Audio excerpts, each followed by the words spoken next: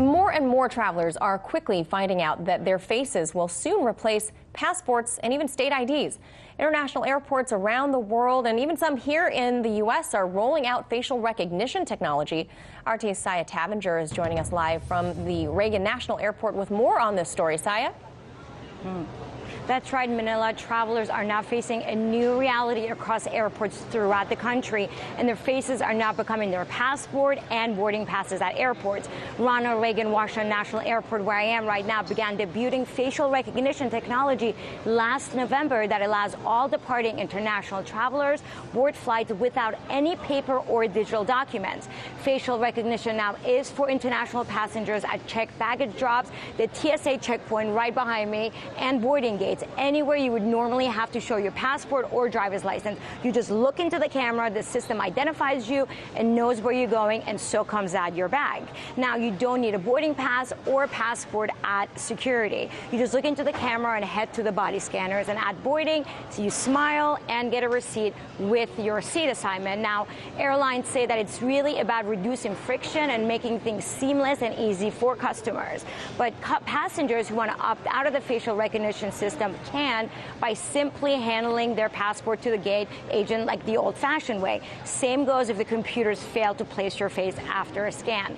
But there is a concern about facial recognition that it may be very intrusive identification technique because it's general purpose. And that same technology is being used by Customs and Border Protection could be used by other federal agencies and other purposes.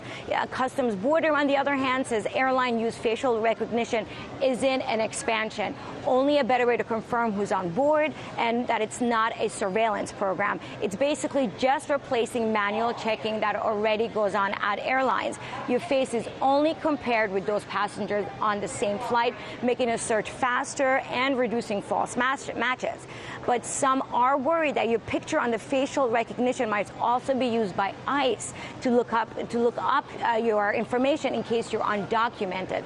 That way it would work. The way it would work is that if your information would be turned over to Customs Protection, and then they would turn it over, that information, to ICE, which then would determine if you're an undocumented immigrant. And that was exactly the case when ICE illegally used the facial recognition software used at driver's license centers to determine undocumented immigrants earlier this year. See, states never told the undocumented people that when they apply for a driver's license, they're also turning over their face to ICE. So this is a huge bait and switch. So the use of facial recognition technology by law enforcement is far from new or rare. So you're basically just relinquishing your privacy information that's already been there.